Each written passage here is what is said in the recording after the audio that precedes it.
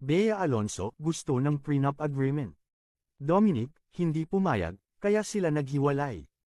Ito ang isa sa mga tinitignan ng mga tagahanga ni Bea Alonso at ni Dominic Roque kung bakit naghiwalay ang dalawa kahit pa-engage na sila.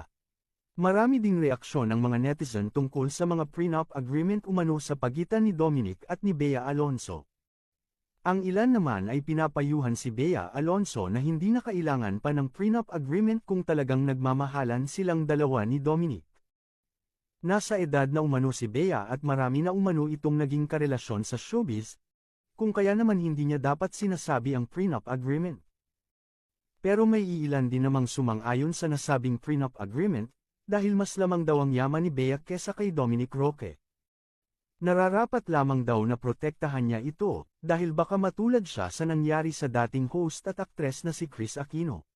Matatandaan matapos ang ilang taon na pagsasama nila Kris at James Yap, ay napagdesisyonan nilang maghiwalay, bunsod ng napapabalitang third party, at dahil dito, kalahati ng yaman ni Kris Aquino ay napunta kay James Yap. Mabuti na daw ang maagap para walang pagsisihan si Bea sa panahong magkaproblema ang kanilang pagsasama. Dagdag pa ng ilan, kung mahal daw siya talaga ni Dominic, ay papayag ito sa inilatag na prenup agreement, para mapatunayan niyang wala siyang pake sa yaman ng dalaga.